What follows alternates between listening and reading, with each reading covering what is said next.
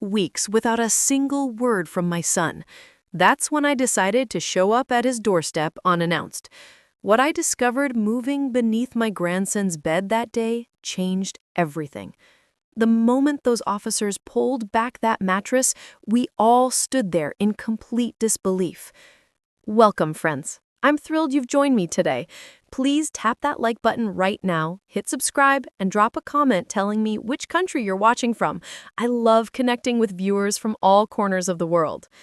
Let me paint you the picture of how this whole nightmare began.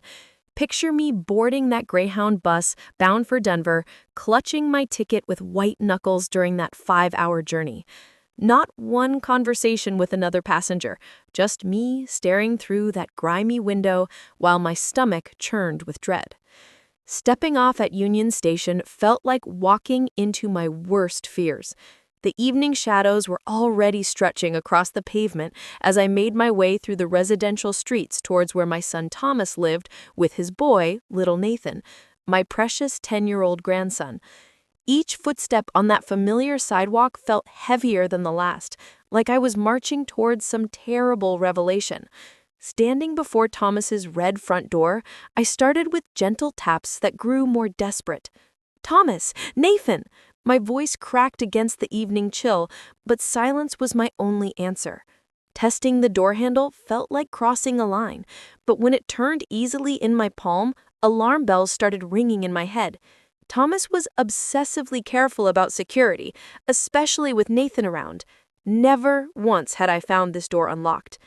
Pushing inside, I held my breath as if the slightest sound might shatter what remained of my sanity. The scene that greeted me looked like a hurricane had torn through the living room.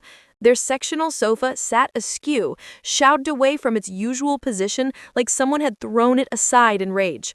Scattered across the hardwood floor were the remnants of what used to be Thomas's favorite coffee mug, white ceramic pieces mixed with dried, dark coffee stains. Navigating around the glass shards on trembling legs, I moved into the kitchen area. The large water dispenser lay tipped over, several plastic bottles rolled haphazardly across the tile floor with their caps nowhere to be seen, as if someone had desperately guzzled their contents. That musty smell, combined with the eerie quiet, made my skin crawl. Climbing those stairs felt like hauling myself up a mountain, each step accompanied by my heart hammering against my ribcage so loudly I wondered if the neighbors could hear it. Thomas's home office stood empty and abandoned.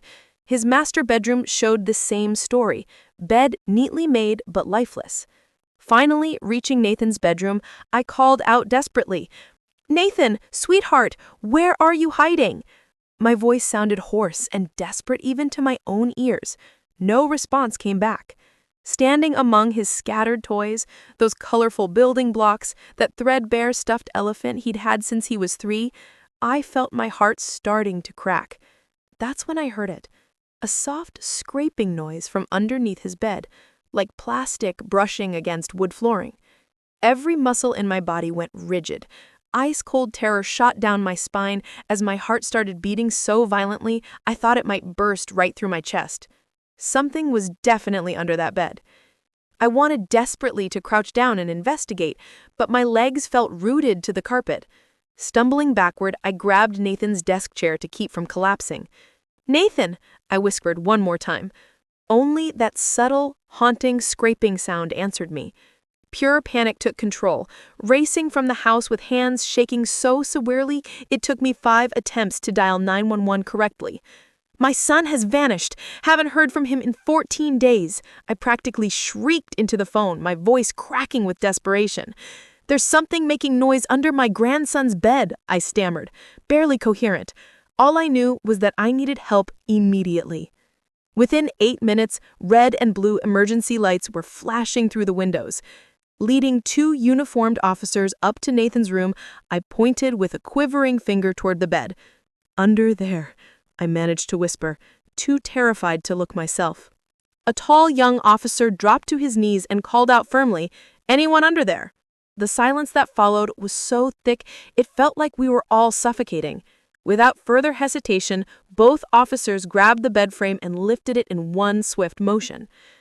There he was, Nathan, my grandson, curled into a tiny ball underneath. He looked skeletal, his hair matted with perspiration, clothes filthy and reeking. Clutched in his small hands was an empty plastic water bottle, his eyes open, but completely vacant, like he was staring into some world none of us could see. I stood frozen, feeling like my heart had stopped beating entirely. Both officers looked equally stunned, neither able to speak. Dropping to my knees, I wanted to embrace him, but my hands shook so violently I was afraid to touch him. "Nathan, my sweet boy," I whispered through rising tears. He remained motionless, gripping that bottle like it was his lifeline to reality. I had no idea what horrors had unfolded, but I sensed that this nightmare was only beginning. My name is Dorothy, and at 64 years old, I live by myself in a quiet, small town just outside a major city in the Mountain West region. This terrifying ordeal started on a crisp morning in early December when I first realized Thomas had completely disappeared from my life. Those 14 agonizing days stretched before me like an eternity, filled with anxiety that seemed to have no source or solution. Day one began normally enough, me sitting at my kitchen table with my morning tea, dialing Thomas to check in as I always did every few days. Ring after ring after ring, then straight to voicemail, no pickup. I fired off a quick text, "Everything okay, honey?" But that message just sat there, never showing as delivered. A tight knot started forming in my stomach, that familiar feeling when something's really wrong. I kept telling myself he was probably swamped with his construction supervisor job, maybe his phone died, or perhaps he was somewhere with poor cell coverage. Thomas was always independent and self-sufficient, so I tried pushing down my growing concerns. But as the days crawled by, that worry began consuming me like a slow-burning fire, spreading through my chest. I started calling at random times, sunrise, midnight, lunch breaks when I knew he usually grabbed a sandwich between job sites, always met with that same hollow silence. My voicemails grew increasingly frantic. "Thomas, please call me back. I'm getting really scared." But they seemed to disappear into a void with zero indication he'd ever received them.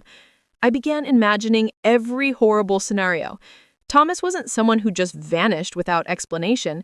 He maintained regular contact, always updating me about work projects, sharing stories about Nathan's school activities, describing the everyday moments of single parenthood. This complete radio silence felt completely wrong. By day 6, I couldn't handle the uncertainty anymore. That gnawing anxiety was literally eating me alive from the inside out. I tried his landline repeatedly, hoping to catch Nathan's cheerful voice, that 10-year-old chatterbox who never stopped telling me about his friends and teachers. But I only heard endless ringing in what sounded like a completely empty house. Switching to that messaging app all the kids use these days, I typed frantically to Nathan, "Sweetie, please contact Grandma right away." The message sent successfully, but that little red receipt never appeared. My heart sank like a stone. Nathan was young but tech-savvy, and he adored his grandmother. He always responded within minutes of seeing my messages. If this mystery is gripping you as much as it gripped me, smash that like button and tell me in the comments what you think happened to Thomas and Nathan. Next, I started calling Thomas's work colleagues and friends, anyone whose number I had stored in my phone. Every single person sounded genuinely surprised when I described the situation. "Haven't seen Thomas all week," one of his foremen told me. "Figured he was taking some personal time off." His closest buddy mentioned, "Last conversation we had was maybe 6 weeks ago. Thomas said he was buried in projects, but seemed fine." Nobody had any additional information. The more questions I asked, the more I felt like I was drowning in a sea of unanswered questions and dead ends. Thomas doesn't just disappear without warning. He's a devoted father and a considerate son. Something catastrophic must have occurred. On day 13, I couldn't stand waiting another second. I started tracking down neighbors who lived near Thomas's house, calling every phone number I could find online. Their voices carried genuine sympathy when they answered. An elderly gentleman who lived 2 doors down mentioned something that made my blood run cold. About a week and a half ago, during that massive thunderstorm we had, I noticed lights flickering on and off inside Thomas's place around midnight, he said, his voice trembling slightly. Thought maybe the kid was having trouble sleeping with all that thunder. His words felt like daggers piercing my heart. That night of the severe storm, lights switching on and off mysteriously. Everything about this felt horribly wrong. I was absolutely certain something terrible had happened. 14 full days elapsed with all my desperate efforts leading nowhere. Not a single message, call, or sign of life. Sleep became impossible. I spent entire nights lying awake, staring at the ceiling, my mind racing through every possible scenario. Had Thomas been in some accident? Had someone taken them both? Could he have decided to leave town suddenly? But no. Thomas would never abandon Nathan like that. Nathan was literally his entire universe. And where was Nathan, my precious grandson? The more I thought about it all, the harder it became to breathe.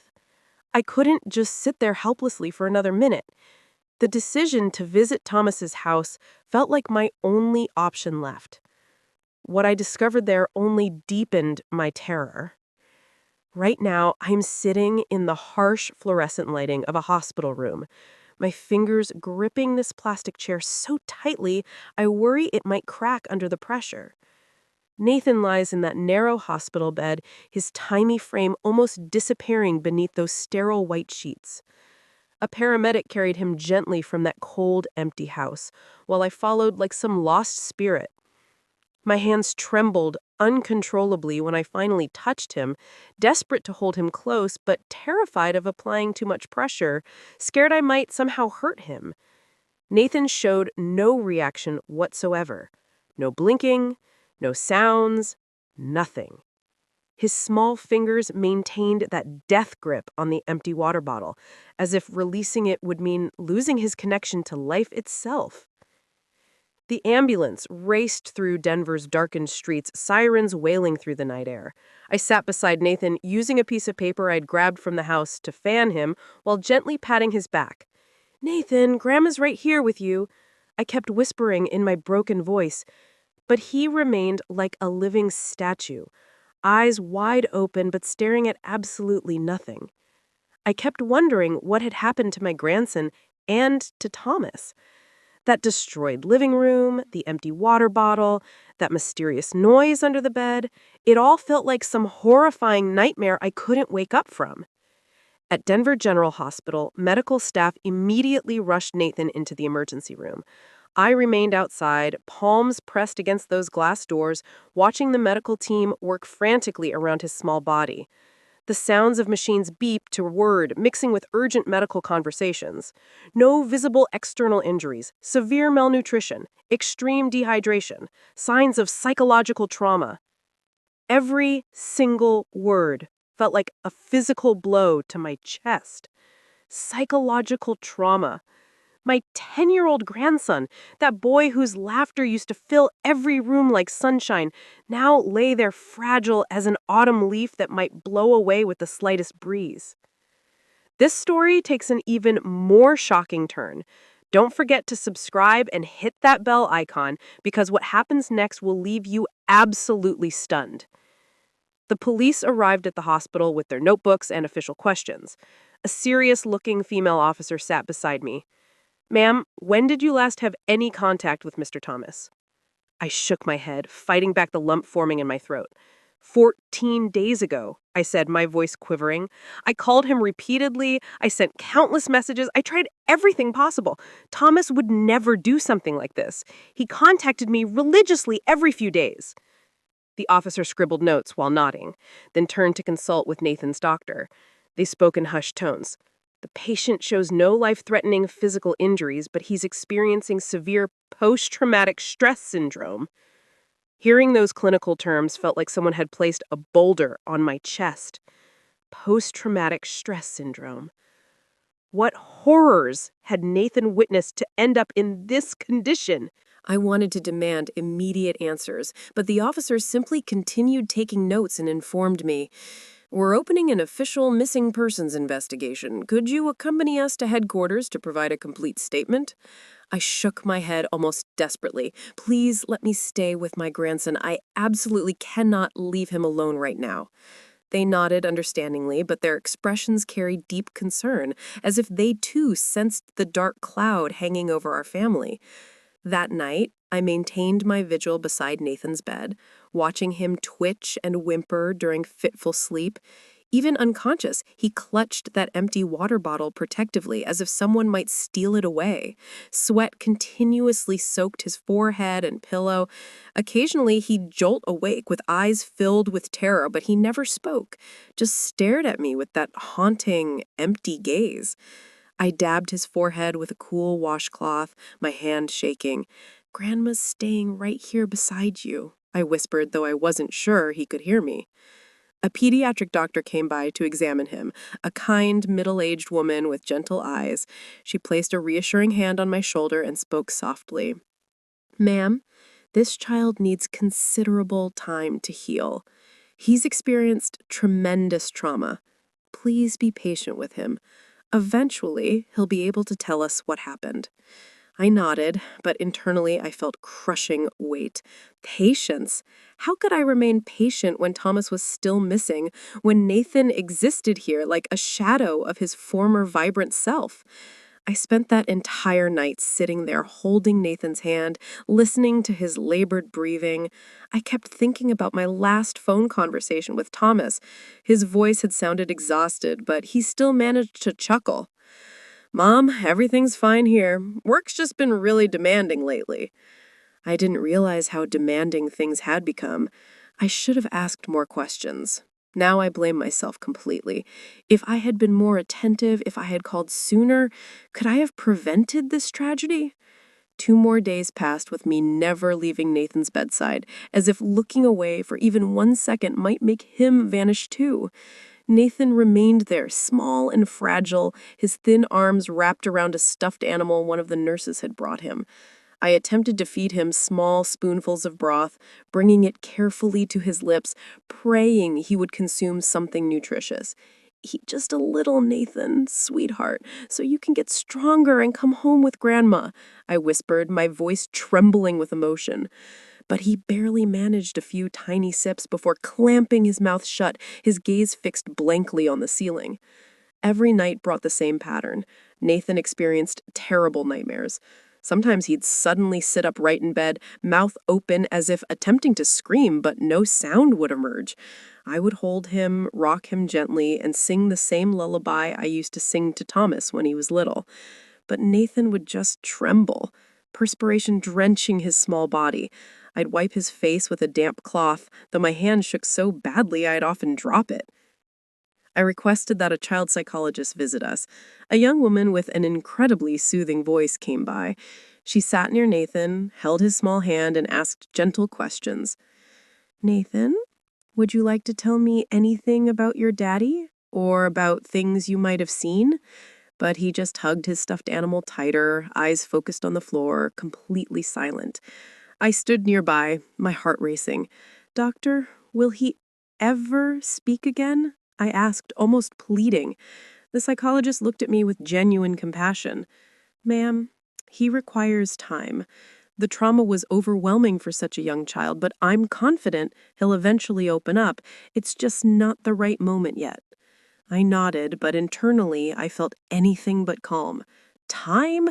I had no idea how much time remained while Thomas stayed missing, and every passing day felt like torture, filled with anguish and pain. On the morning of the 4th day, I was gently cleaning Nathan's face with a damp washcloth across his hollow cheeks. I tried smiling while sharing an old story about Thomas, about the time he was maybe 8 years old and accidentally broke my favorite lamp while playing indoor baseball, then tried hiding the pieces under his bed. "Your daddy was so silly, Nathan," I said gently, "but he loved you more than anything else in this whole world. Nathan didn't respond, but I noticed his small fingers squeeze the stuffed animal as if holding on to something precious. I was about to continue my story when my cell phone started vibrating. The caller ID showed the police department. My heart began pounding. A terrible feeling washed over me like ice water. I answered with a hand shaking so violently I nearly dropped the phone. The detective's voice on the other end sounded grave, completely different from his usual professional tone. Mrs. Dorothy, I need you to prepare yourself mentally. We just used luminol testing to re-examine Mr. Thomas's residence, and we discovered an extensive amount of blood in the living room. My ears went completely numb, as if the entire world had suddenly gone silent. The washcloth slipped from my hand and hit the floor. I couldn't feel my own hands anymore. Blood? I repeated, my voice cracking. The detective continued, and each word felt like a knife twisting in my heart. We're very likely dealing with a homicide case. The crime scene has been secured pending DNA analysis results. I was barely processing his words, not fully understanding what he meant. Then Nathan tugged forcefully on my sleeve. I looked down and saw his red, tear-filled eyes as if he had heard every word. And then, after so many days of complete silence, Nathan burst into heartbreaking sobs that shattered the hospital room's quiet. "Daddy's dead!" he screamed, his voice weak but filled with devastating pain, as if his entire world had just collapsed around him. I collapsed back into the chair, hugging him with every ounce of strength I had, as tears streamed down my face. "No, Nathan, no, that's not true," I told him, but I didn't even believe my own words. His few words had hit me like a sledgehammer to the chest. Nathan's cries could be heard through the phone, and the detective said urgently, "Ma'am, please try to stay calm. We're heading to the hospital immediately to take a preliminary statement. Please don't leave." I couldn't respond. I just held Nathan tighter, letting my tears soak into his hospital gown. Nurses and doctors rushed in, obviously alerted by the crying.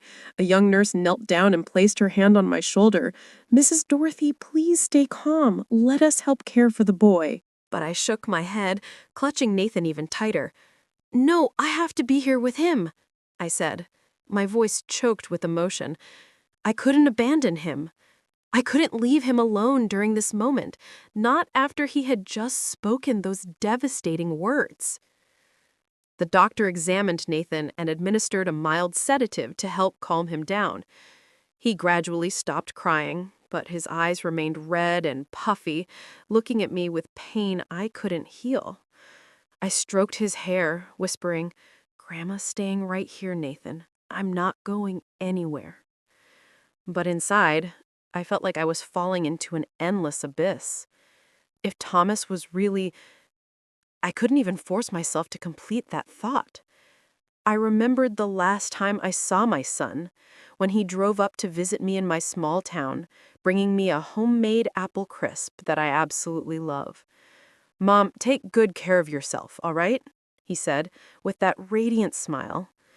Now, that smile felt like a distant memory, wiped away by the detective's words and Nathan's anguished cries. If you're feeling the same heartbreak that I felt in that moment, please hit that like button and share this video with someone who needs to hear this story. Sometimes sharing our pain helps us heal together.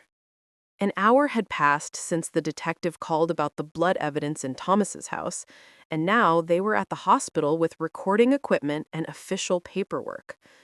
A young, tall, and slender police officer sat by Nathan's bed and said in a gentle but careful voice, "Nathan, can you tell us and your grandma what happened?" I felt Nathan tremble in my arms, his thin little shoulders tensing up. He lowered his head, clutching the stuffed animal in his hands, as if holding on to something to keep from drowning. I stroked his hair and whispered, "It's okay, Nathan. Just tell us what you remember. Grandma's right here with you."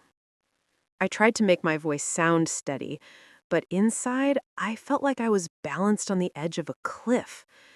I was terrified of what he might say, but simultaneously, I desperately needed to know the truth, regardless of how painful it might be. After several minutes of silence, Nathan nodded slightly. Such a small movement, it broke my heart. I held my breath, gently squeezing his shoulder, and listened to each of his weak, broken words as if each one was a shattered fragment of his soul. "That night, the thunder was really, really loud," Nathan began, his voice trembling, barely above a whisper. "I was in my room building with my blocks, making a super tall castle that Dad said looked awesome. Then the doorbell started ringing over and over." Nathan paused, staring at his stuffed animal, squeezing it tighter. "I got curious and went to peek. Dad was looking through the door window, and his face looked really scared. I'd never seen Dad like that before." A chill shot down my spine. Thomas was always calm and collected. He always knew how to hide his worries to protect Nathan. What could have frightened him so badly?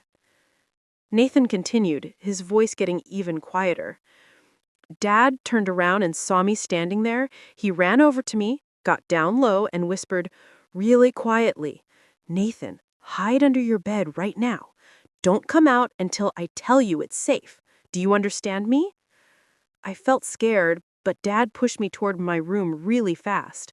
I crawled under the bed, and Dad even pulled the comforter down to hide me so nobody could see me." I pictured my little boy, only 10 years old, hiding under his bed in the darkness, completely unaware of what was happening, and I felt my heart breaking. "Through a tiny gap in the comforter," Nathan continued, "I watched my mom walk in with a really tall, scary man. That man's face looked really mean and cold. He didn't talk at all. He just stood there with his arms crossed behind my mom." I felt paralyzed. Amanda, Nathan's mother, Thomas's ex-wife. I never imagined she would return, or rather that she could return after everything that had happened between them. Nathan shook and his voice cracked. "My mom looked around the whole room and asked, 'Where's Nathan?' I got so scared, I thought she was going to find me. But my dad told her in a calm voice, he went to stay with his grandma for winter break. I knew Dad was lying to protect me, but I didn't dare move or make any noise." I felt hot tears rolling down my cheeks. The police officer in front of me didn't stop writing. His expression serious, but I saw his pen pause for a moment when Nathan continued. "This testimony is extremely important, Mrs. Dorothy," he said in a grave voice. "We're going to investigate this as a suspected homicide case. Your grandson has been incredibly brave." I nodded, but inside I felt an emptiness that nothing could fill. Nathan kept crying. His sobs felt like knives piercing my heart. I looked at the officer and said with a choked voice, "Are you going to find them, Amanda and that man?" He nodded firmly. "We will do everything in our power, Mrs. Dorothy. I give you my word." When the police officers left, I stayed there holding Nathan, feeling the shadow of tragedy that had just descended upon our family. But what we didn't know was that there was still another person involved in this nightmare. Someone whose identity would shock us all and change everything we thought we understood about that terrible night. The most shocking revelation is coming up next. You absolutely need to stay tuned because this story is about to take the most unbelievable turn you could ever imagine. That night, after the police departed, sleep was impossible for me. Nathan's soft sobs echoed through the room like daggers to my heart. He moved his lips during dreams, calling for his father in a voice so faint I had to lean close to hear him. Each time he did this, I would gently dab his face with a warm cloth, hoping to provide even a little comfort to ease the pain he carried. But as I touched his cold skin, old memories came flooding back, causing pain as if someone were pouring salt into wounds that had never properly healed. I remember Thomas, during his younger years, in his late 20s, his career as a construction supervisor just taking off, his eyes bright with optimism about the future. I remember the pride radiating from him when he brought Amanda home to meet me, wearing a smile that lit up like summer sunshine. "Mom, this is Amanda," he said, his voice overflowing with pride. "She's going to be my wife." Amanda in those early days was a lovely girl. somewhat shy, but always eager to help and please. She would blush when I taught her family recipes, and I remember thinking, yes, this girl is perfect. She's going to make Thomas happy. Our entire family embraced her, not just because of her warm smile, but because of the way she gazed at Thomas, as if he represented her entire universe. Then Nathan was born, and it felt like a brilliant new light had illuminated our family. I still remember the day I took him for a stroll through my garden with Nathan cradled in my arms, his round little eyes looking up at me with that adorable grin. The neighbors would tease, "Mrs. Dorothy, you look 20 years younger." I would laugh, my heart overflowing with joy. Thomas and Amanda seemed blissfully happy then. They would visit regularly, bringing Nathan and sharing stories about their new life together. I believed it would always be like this, that our small family would always be filled with laughter and love. But then, everything began falling apart. I remember the day I received a call from Thomas. His voice sounded flat, exhausted. "Mom, Amanda has gotten herself into some serious gambling problems." I was shocked. I couldn't believe that sweet girl had fallen into something so destructive. The first time, Thomas quietly sold his beloved motorcycle, the bike he had saved for years to buy, just to pay off his wife's gambling debts. I saw him sitting in my backyard, his eyes red-rimmed, but he still tried to smile. "Mom, everything will work out. I just want to help her." I took his hand, wanting to say something, but I remained quiet because I understood that Thomas loved Amanda so deeply, he was willing to sacrifice anything to save her. But the problems didn't end there. The second time, when debt collectors showed up at my front door making threats because Amanda couldn't pay what she owed, I had to withdraw all my retirement savings. It was the money I had carefully saved for my golden years, but I didn't hesitate a second. I just wanted to protect my family. "Mom, I'm so sorry," Thomas told me that evening, his voice choking with emotion. I never thought things would escalate to this point. I embraced him and assured him not to worry, that family members support each other through difficult times. But inside, I started feeling genuinely frightened. Amanda was no longer the sweet girl she used to be. Every day that passed, she became more different. Amanda grew irritable, capable of throwing dishes over the tiniest issues. I remember one visit when I found Nathan cowering in a corner, his eyes red, because his mother had yelled at him just for accidentally spilling a glass of milk. Amanda stood there yelling at him, "You're just as useless as your father." I immediately went over and pulled Nathan away, trying to calm her down, but she just laughed bitterly. "He's my child. I know how to discipline him." Those words felt like a stab directly to my heart. Nathan didn't deserve to endure those explosive outbursts. I looked at Thomas and saw him completely worn down. His eyes that once sparkled now only showed exhaustion and hopelessness. Many nights Thomas would call me, breaking down through tears. "Mom, I can't take this anymore," he would tell me, his voice shaking. "Amanda isn't the woman I fell in love with. I'm afraid she's going to hurt Nathan." Hearing him say that broke my soul, but I could only offer comfort. "Son, if you need me, I'm always here. I'll help you through this." Eventually, Thomas decided to file for divorce and fight for full custody of Nathan. The day the judge announced his decision, I saw Thomas sigh of relief, as if an enormous weight had been lifted off his shoulders. I felt exactly the same way. I thought that finally father and son could have a peaceful life, that Nathan would grow up surrounded by Thomas's love without any more screaming or crushing debt. But I was completely wrong. Just 10 months later, Amanda returned, bringing with her an even worse nightmare than before. The story Nathan told me about that stormy night, about how Thomas fell and lay motionless on the floor, kept playing over and over in my head. Amanda, the woman I once cherished like a daughter, who was the mother of my grandson, had transformed into a stranger, a cruel person capable of unthinkable acts. Sitting in the darkness of that hospital room, I watched Nathan sleep fitfully, and I heard him whimper, his lips still moving to call for his daddy. I made a solemn promise to myself. Thomas, I will get justice for you. I will protect Nathan no matter what it takes. But what I was about to discover would shake me to my core and reveal that this nightmare was far more complicated than any of us could have imagined. What happens next will absolutely blow your mind. Make sure you stay with me because this story is about to reveal its most shocking secret yet.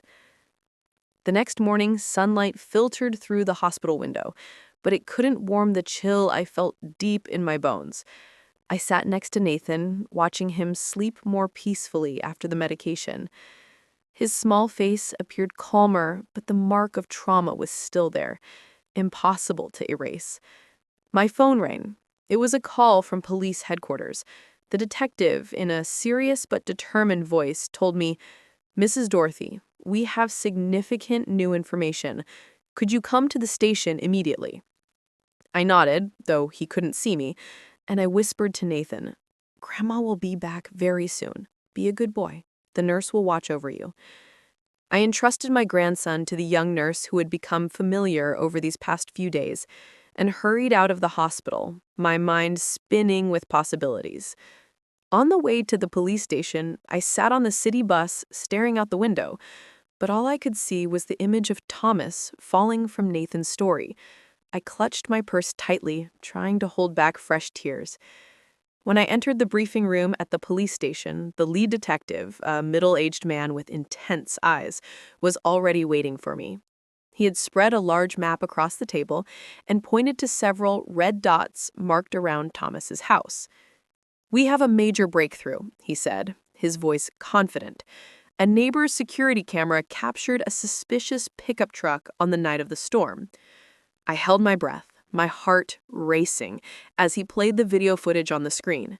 The image was grainy and shaky due to poor quality, but I could still clearly see a dark pickup truck parked directly in front of Thomas's house. Under the dim streetlight, I could make out the outline of something long, covered with a tarp in the truck bed. Several minutes later, this truck drove away into the darkness. The detective continued, pointing to another video clip. "We can't make out the license plates clearly due to the poor lighting, but the truck model matches one commonly used by a local loan shark operation." I clenched my fists so tightly my nails dug into my palms. Nathan's story came flooding back to me.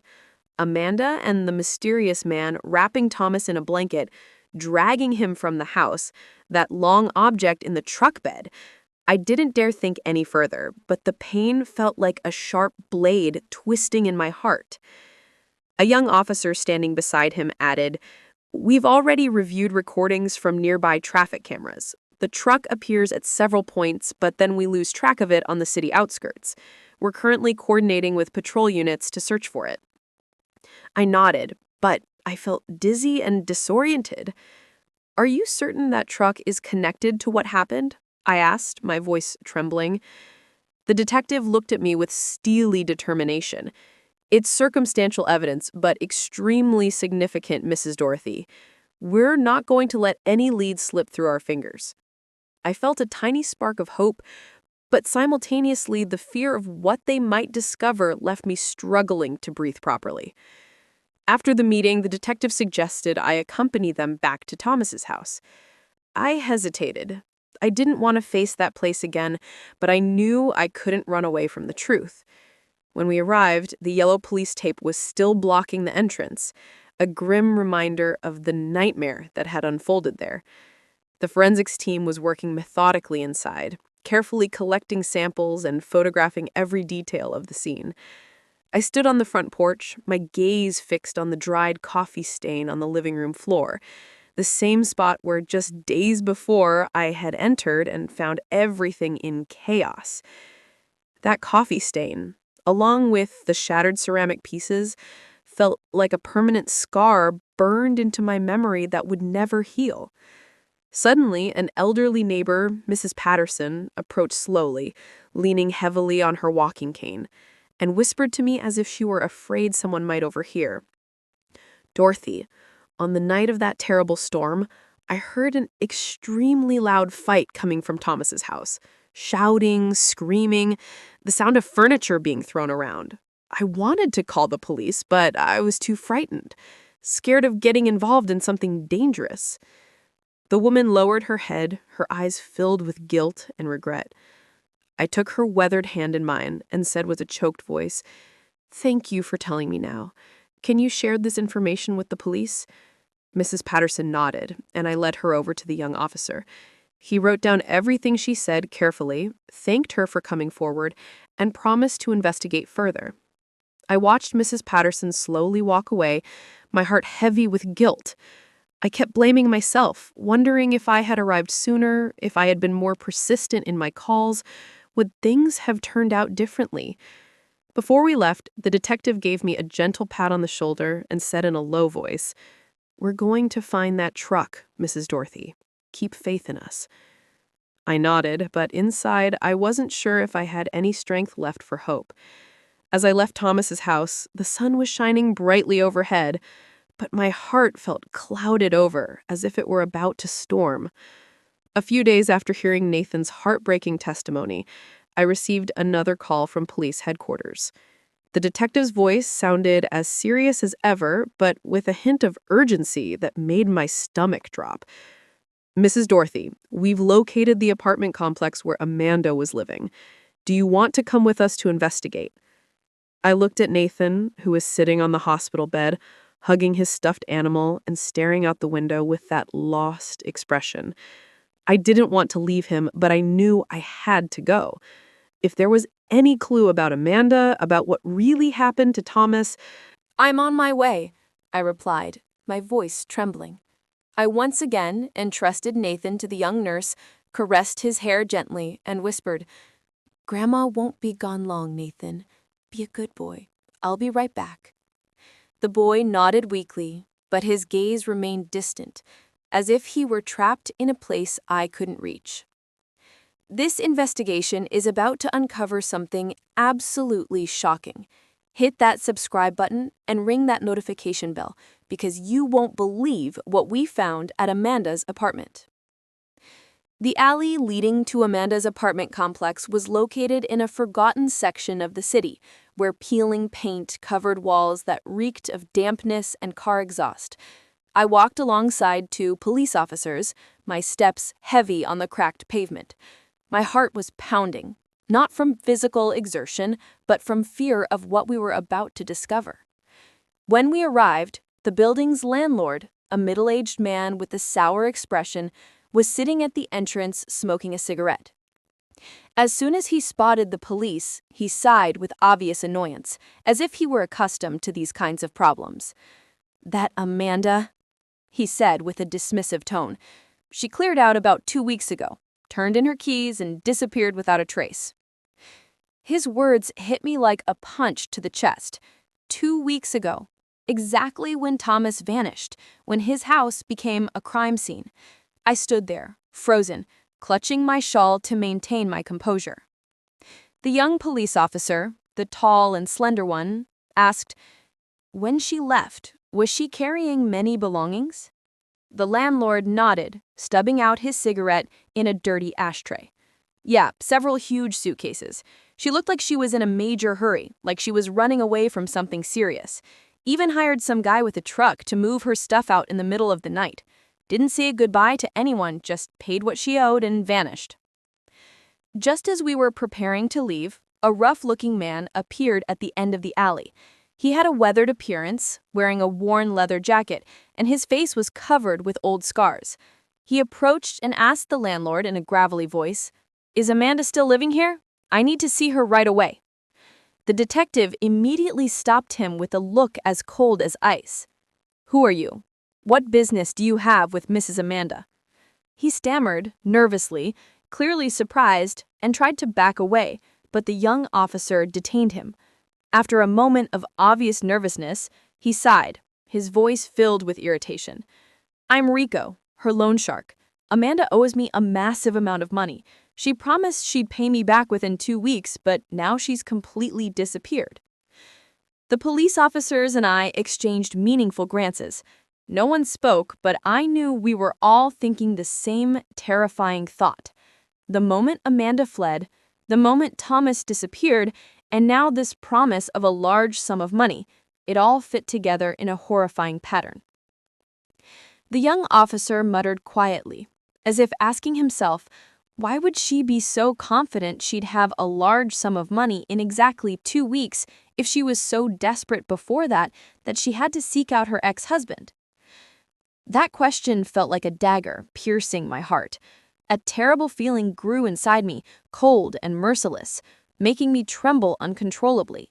There was something much darker behind all this, and I feared the truth was even more painful than I had already imagined. But what I didn't realize was that there was still another player in this deadly game, someone whose identity would turn our entire understanding upside down. What I'm about to reveal next will completely change everything you think you know about this case. Don't go anywhere, because this story is about to take its most shocking turn yet. That night, I sat by Nathan's hospital bed. The dim light from the hallway illuminated his sleeping face. He was still hugging his stuffed animal, as if it were the only thing anchoring him to this world. I took his small hand, feeling the faint warmth of his thin fingers, and tried to calm myself. But then, like a lightning bolt in the darkness, a vague memory suddenly surfaced in my mind, making my heart race with terror. Many years ago, when Thomas and Amanda were still happily married, Thomas proudly showed me a life insurance policy he had purchased. "Mom, I want to protect my family," he told me with that radiant smile. "If anything ever happens to me, Amanda and Nathan will have nothing to worry about financially." The sole beneficiary at that time was Amanda, and now, thinking about it more carefully, I realized that Thomas had never mentioned changing the beneficiary's name after their divorce was finalized. That memory stabbed my heart like a knife. Could Amanda, with her crushing debt and desperation, have targeted Thomas specifically for the insurance money? I started trembling, not from cold, but from a horrible realization that was suffocating me. I looked at Nathan and saw him whimper in his sleep, his lips moving to call for his daddy. I couldn't remain still for another second. The next morning, I called the detective, my voice shaking. I remembered something important. Thomas had a life insurance policy and Amanda was the sole beneficiary. Can you investigate that? He was silent for a long moment and then replied, "Thank you, Mrs. Dorothy. That could be the key piece of evidence we've been looking for. We'll go to Mr. Thomas's house right now to search for it." I entrusted Nathan to the nurse, asking her not to leave him alone under any circumstances, and went with the police to Thomas's house. When we entered, the yellow tape was still stretched across the door, a grim reminder of the nightmare. The forensics team had finished their work, leaving the house cold and eerily silent. The detective led me and a young officer to Thomas's home office, where he used to organize all his important papers. They searched through the filing cabinet methodically, checking every folder, while I stood there, clutching my shawl, feeling that familiar knot in my stomach.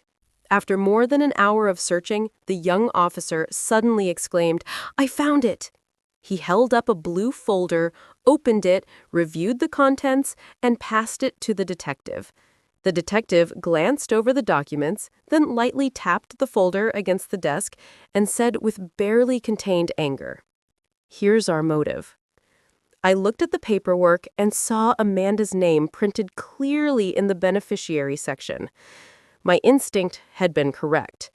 Thomas, out of love and responsibility, had unknowingly left the door wide open for Amanda to take advantage of his death. I sank into a chair, tears streaming down my cheeks. "Why didn't you change it, Thomas?" I whispered, my voice choked with emotion. "Why did you make it so easy for her?" The detective placed a reassuring hand on my shoulder and said gravely, "Mrs. Dorothy, if Thomas died in what appeared to be an accident, Amanda would receive the full insurance payout. With that amount of money, she could pay off all her debts and live very comfortably.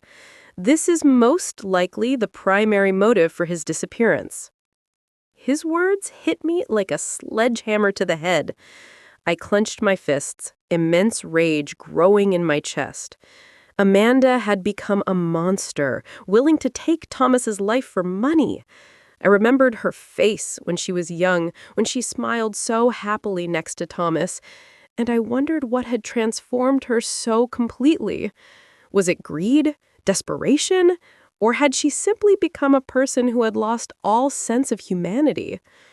That afternoon, when I returned to the hospital, my phone rang again. It was the detective, his voice sounding more urgent than ever. Mrs. Dorothy, we've just received information from our investigation team. They discovered an abandoned cold storage warehouse on the city outskirts, a place this loan shark gang uses for their illegal operations. We've already dispatched a special unit there. I felt my heart pound like a war drum. What do you suspect you'll find there? I asked, my voice trembling. He hesitated before answering. We're not entirely certain, but there is a strong possibility we might find some evidence related to Mr. Thomas. I sat by Nathan's bed, my hands shaking so violently I couldn't hold a glass of water steady. That night, when Nathan was already asleep, the phone rang once more. I answered with a hand shaking so badly I almost dropped it. The police officer's voice on the other end was hesitant, as if he were choosing his words very carefully. Mrs. Dorothy, we found a body, a male, hidden in the cold storage warehouse. We're strongly suspecting it's Mr. Thomas. I collapsed completely, a massive lump forming in my throat, unable to say a single word. My world had just fallen apart. Thomas, the person I loved more than life itself, was now just a body in a freezing warehouse. I wanted to scream that it wasn't true, that this was all just a horrible nightmare, but only tears came flooding out. Are you absolutely certain? I whispered, my voice completely broken. We need you to come and identify him, he replied, his voice full of genuine sympathy. But please prepare yourself mentally. The next morning, I went with the police to the morgue, feeling a terrible fear gripping my heart like a vice. On the way there, sitting in the back of the patrol car, I clutched my shawl and stared out the window, seeing nothing but Thomas's face in my mind. I remembered his laughter, the way he used to tease me when I burned dinner. Mom, if you ever open a restaurant, I'll be your first and last customer, he would say, his voice full of affection. Now that laughter was just a memory, and I was about to face a truth I didn't want to accept. When the car stopped in front of the morgue, I got out feeling like I was walking through a dream. The young police officer, the one who had been with me through this entire ordeal, put a gentle hand on my shoulder and said softly, Mrs. Dorothy, are you ready? I nodded, though inside I knew I would never be ready for this moment.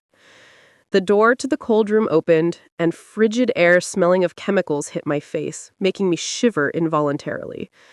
The white sheet covering the gurney was slowly pulled back, and then I saw Thomas's face. Although it was pale, although it was changed by time and death, I recognized my son immediately. His thick eyebrows, his straight nose, and those lips I had kissed so many times when he was a baby. He was still my Thomas, my precious boy. I burst into uncontrollable tears, falling to my knees on the cold floor, only able to whisper 2 words, "My son." I wanted to touch him, to hold him one last time, but my hands were shaking so violently I couldn't lift them. The young police officer helped me to my feet, his voice full of genuine sorrow. "We are so sorry, Mrs. Dorothy. Please sit down here." But I didn't want to sit. I didn't want to do anything except scream at the cruel world for taking my son away like this. When I finally calmed down somewhat, the medical examiner, a middle-aged man with a solemn voice, approached me. He held a folder and explained, "The victim died from severe traumatic brain injury caused by a forceful impact against a hard surface. The estimated time of death corresponds to the night of the storm 2 weeks ago." His words confirmed exactly what Nathan had told us about that terrible night when Thomas fell and lay motionless on the floor. I nodded numbly, but every word he spoke felt like another knife sinking deeper into my heart. "Thank you," I whispered, not entirely sure why I was expressing gratitude. Perhaps for the truth, as cruel and painful as it was. If this heartbreaking moment is affecting you the way it affected me, please take a moment to hit that like button and share your thoughts in the comments. Sometimes we need to connect with others during our darkest moments. The police investigation did not stop there. They expanded their search, examining the truck that the security camera had recorded. The detective called me at noon, his voice filled with grim determination. "Mrs. Dorothy, we found a blanket stained with blood and a woman's jacket in the truck bed. The DNA results confirm the stain is Mr. Thomas's blood, and the jacket belongs to Amanda." I collapsed into a chair in the hospital hallway, my hands pressed against my chest. All the puzzle pieces now fit together perfectly, forming a picture of the crime so clear it was absolutely chilling. Amanda had really done it. She had taken Thomas's life for money. Using the testimony from the loan shark we found at the apartment complex, the police quickly arrested the unknown man who had accompanied Amanda that night. They invited me to the police station to observe the interrogation from behind a one-way mirror. The man with the rough appearance initially denied everything, grunting stubbornly.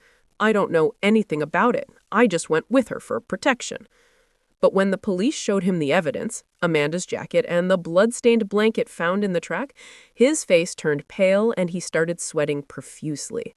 The detective told him in a harsh voice, "Do you think we don't have proof? You helped her hide the body. Start talking if you don't want your sentence to be even worse." Finally, hoping to get a plea deal, he confessed where Amanda was hiding, an abandoned house on the outskirts of the city where she had been laying low. I stood outside the interrogation room, clutching my shawl, feeling the world spinning around me.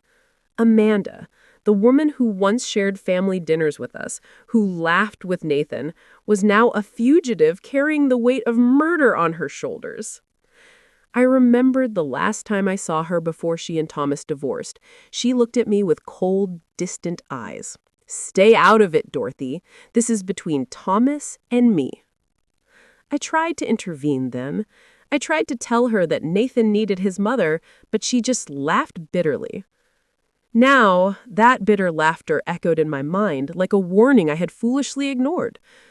But there was still one more shocking revelation that would change everything we thought we knew about this case. A few days after identifying Thomas's body, I received the news that the police had arrested Amanda. They caught her in a small internet cafe trying to forge documents to flee the country. The detective called me, his voice gentle but firm. "Mrs. Dorothy, we have her in custody. Do you want to come to the station?" I hesitated, looking at Nathan, who was quietly coloring in his hospital bed, still hugging his stuffed animal protectively. "No," I replied, my voice choked with emotion. "I don't want to see her. Just make sure she can never escape justice." But as fate would have it, as the police led Amanda down the hallway of the station, I watched from a distance, seeing her handcuffed, her face gaunt and her hair disheveled. I felt a complex mix of anger and, deep down, a strange sense of pity. Amanda, who once was my daughter-in-law, who was Nathan's mother, had destroyed her own life and the lives of the people she should have loved most. However, during Amanda's interrogation, something unexpected happened that would completely change our understanding of this case. As Amanda sat in the interrogation room, she suddenly broke down and said something that shocked everyone. "You don't understand. I wasn't supposed to kill him. That was never the plan." The detective leaned forward. "What do you mean, Amanda? What was the plan?" Through her tears, Amanda revealed the most shocking truth of all. Rico, my loan shark, he had a different plan. He wanted to kidnap Thomas and hold him for ransom. The insurance money was just my backup plan. But when Thomas fought back that night, everything went wrong. Rico pushed him too hard, and when Thomas fell and hit his head, we panicked. The detective pressed further. So you're saying this wasn't premeditated murder? Amanda nodded frantically. Rico said we could get the ransom money from his construction company, and if that didn't work, then we'd stage his death for the insurance. But when Thomas died accidentally, Rico said we had to stick with the insurance plan or we'd both go to prison for kidnapping. But then came the most shocking revelation of all. There's something else, Amanda whispered. Rico? He's not just some random loan shark. He's Thomas's half-brother. The room went completely silent. Even I, watching from behind the mirror, felt the blood drain from my face. What did you say? The detective asked. Rico is Thomas's half-brother from his father's side. Thomas never knew about him because his father abandoned Rico's mother when Rico was just a baby. Rico has been planning revenge against Thomas his whole life, angry that Thomas got the good life while he grew up in poverty. This revelation changed everything. It wasn't just about Amanda's gambling debts or insurance money. This was about family betrayal, about a half-brother's lifelong resentment that had festered into murderous revenge. I know this revelation is as shocking to you as it was to me. Please hit that subscribe button and let me know in the comments if you saw this twist coming. The trial took place in the Denver courthouse, drawing massive attention from the press and the public. I sat in the front row, holding Nathan's hand tightly, feeling his small hand tremble in mine. He didn't want to come, but I gently convinced him. Nathan, we have to do this for your daddy. Grandma will be right here with you every step of the way. He nodded reluctantly, but his eyes were still filled with fear and confusion. The courtroom was packed to capacity. The air felt heavy and tense, like a string about to snap. The prosecutor, a tall woman with a sharp, commanding voice, stood up and presented the evidence piece by piece. She played the recording of Nathan's testimony, my grandson's small voice trembling as he recounted the night of the storm.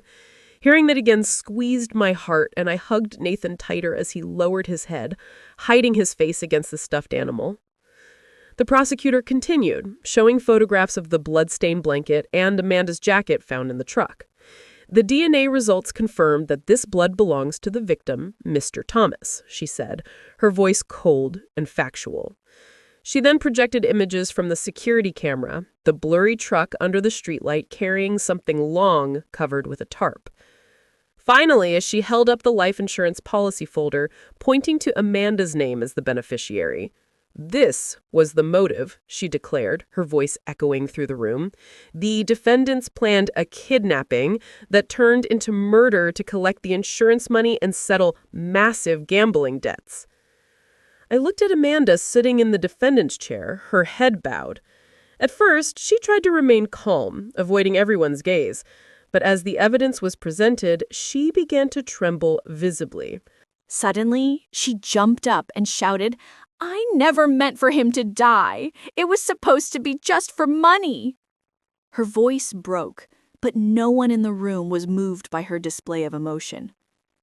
The prosecutor approached and responded coldly, "If you only wanted money, why did you hide the body? Why did you stage a fake accident scene and attempt to collect on a life insurance policy?" Amanda fell silent, unable to respond. She turned toward Rico, her accomplice, the rough man who was with her that night, and screamed, "It was him! He's the one who pushed Thomas too hard. He's the one who planned everything!" Rico immediately stood up, his face red with fury, and pointed accusingly at her. "You were the one who came to me with this plan. You told me Thomas had money, that we could get rich. I was just supposed to scare him." But then Rico dropped the bombshell that stunned the entire courtroom. And another thing, Thomas was my half-brother. My father abandoned my mother when I was born to be with Thomas's mother. I grew up knowing I had a brother who got everything while I got nothing. The courtroom erupted in shocked murmurs. Even the judge had to bang her gavel for order. The prosecutor seized on this revelation. So this was also about revenge, wasn't it, Mr. Rico? You wanted to hurt the brother who you felt had stolen your father's love? Rico's face crumpled. I just wanted what was rightfully mine. Thomas had everything: a loving mother, a successful career, a beautiful son. What did I get?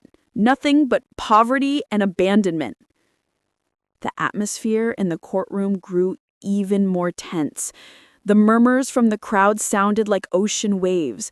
I hugged Nathan tighter, feeling him shake against me. Grandma, he whispered, his voice tiny, was that man really Daddy's brother?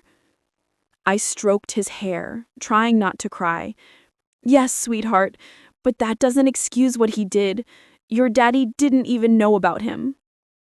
Inside, I felt a deep sadness. Thomas had a brother he never knew existed, and that brother had killed him out of jealousy and rage. After hours of deliberation, the judge, a stern woman with a serious expression, stood to deliver the verdict. Her voice was clear and firm. The defendant, Amanda, is found guilty of second-degree murder, conspiracy, and insurance fraud, and is sentenced to life in prison with the possibility of parole after 25 years. The defendant, Rico, is found guilty of second-degree murder and conspiracy and is sentenced to life in prison without the possibility of parole. When the sentences were read, I broke down crying, hugging Nathan with all my strength. My tears were not only for the pain of losing my son, but also for the relief that justice had finally been served. He hid his face against my chest, crying uncontrollably. All I could do was rub his back, whispering, "It's over, my boy. Your daddy can finally rest in peace." A few weeks later, I decided to close up Thomas's house permanently. I couldn't bear to return to that place, which was once filled with the laughter of my son and grandson, but was now only a painful reminder of tragedy. I took Nathan to live with me in my small town. I enrolled him in therapy sessions, hoping that the wounds in his heart would slowly begin to heal. Every night, I sit by his bedside and tell him stories about Thomas from when he was a boy, about how he always wanted to make me proud. Your daddy loved you more than anything in this world, Nathan, and Grandma loves you too.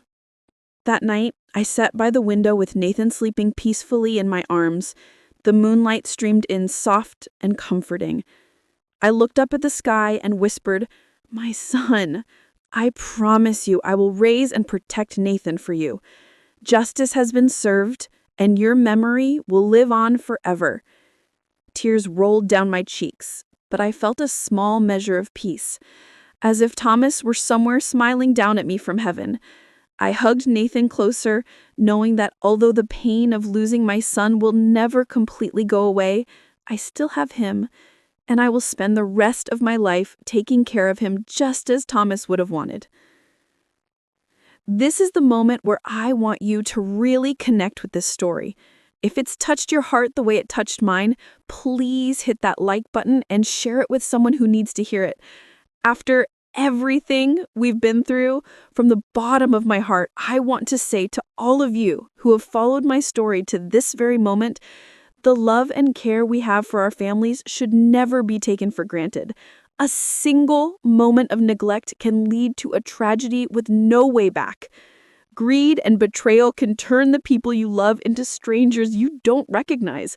But justice will always prevail if you persist until the very end.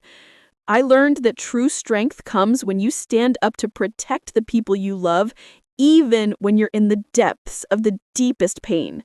And most importantly, loss taught me to treasure every single second we have together, because family love is the most precious gift we can leave for future generations. Don't forget to hit that subscribe button and turn on notifications, because we have more incredible true stories coming your way that will amaze and inspire you. The story you have just heard has had names and places changed to protect the identities of everyone involved. We don't share it to judge anyone, but with the hope that someone will listen and take a moment to think about how many grandmothers are suffering in silence. wondering about their missing family members. I truly wonder, if you were in my position, what would you have done? Would you have chosen silence to keep the peace? Or would you have the courage to face everything to get justice for your loved ones? I would love to know your thoughts, because every story has the power to become a beacon of light that guides others through their darkest moments. God bless each and every one of you, and I'm confident that courage will lead us all to brighter days ahead. Thank you from the bottom of my heart for staying with me until this very moment. Your support means more to me than you'll ever know. Please like this video if it touched your soul, subscribe to our channel for more incredible true stories, leave a comment sharing your thoughts and where you're watching from around the world, and check out our other amazing videos. Together, we're building a community of people who believe in justice, love, and the power of truth. Until next time, take care of yourselves and your loved ones, and remember that even in our darkest moments, there's always hope for a brighter tomorrow.